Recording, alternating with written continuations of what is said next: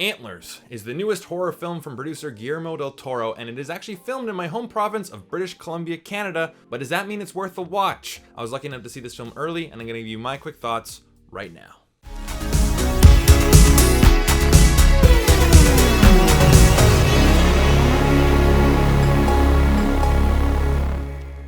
Hey everybody, my name is Brandon, aka the BrandoCritic. Thank you guys so much for clicking on this video and being here. I'm sending you all positive vibes your way. But if it's your first time here, then welcome of course. If you guys like seeing early movie reviews just like this, hang out live streams where we talk about movies and movie reactions, then this is the place for you. Consider hitting that like and subscribe button. You won't be disappointed, I promise. And make sure you check out my partners at Movie Scene Canada as well. The link will be down below in the video description. But today I'm gonna give you my honest, no BS take on Antlers and tell you if it's worth a watch. Now, before this video gets started, if you guys are new here, of course, I want to let you guys know that I'm pretty new to the horror genre. I only started watching horror movies really last year, but there's a couple things in horror movies that really annoy me. When a horror movie only relies on cheap jump scares and it's not really that frightening, and when characters make extremely dumb decisions. Luckily enough, Antlers has none of those problems. This movie is extremely haunting, chilling, and unsettling. Now, this movie is directed by Scott Hooper, and you know him from Out of the Furnace, Black Mass, and Crazy Heart. And it stars Kerry Russell and Jesse Plemons, amongst others. And the movie is about an elementary school teacher who moves in back with her brother after dealing with her trauma of being abused as a child. And unfortunately, one of her students in her class starts to show some signs that maybe he's being abused at home as well, but maybe not by a human. Maybe a monster is in his house as well. Now, is this movie worth a watch? I would say yes, because like I said earlier, this movie doesn't have the problems that I constantly see in horror movies that I just don't like. This is a solid, well-made horror movie. And the number one reason for that is the atmosphere. And like I said earlier, it was filmed in my home province, and it was filmed in a little town called Hope. And you might remember that from First Blood, right? The first Rambo movie. It's actually the same town. But of course, this is a movie made for Americans, so it can't take place in Canada. It's got to take place in Oregon, of course. At least it's close by. But I think that the Pacific Northwest is just a perfect place to set a horror movie, especially one with the indigenous folktale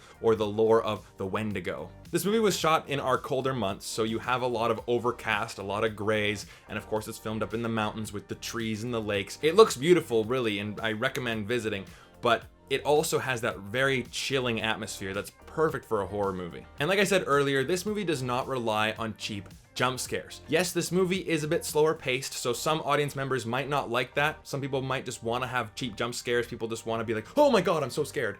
This movie really isn't that. Slow paced for sure, but I thought the pacing really helped the movie along because it's perfectly built up, and when you do see something scary or chilling or haunting, it sticks with you. They don't do a quick cut. The movie allows the haunting imagery to just be there, and that's what's scary about it. And I gotta give props to the characters and the performances as well. Jesse Plemons and Kerry Russell are both fantastic in this movie because they feel like real people. And like I said earlier, in horror movies, I find that characters just make the dumbest decisions. Has anyone seen Halloween Kills?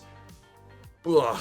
But not only are their performances great, they feel like real people with real problems, and when they meet the beast, when they come into close contact, they act like normal people. They act rationally, and it is so refreshing to see that.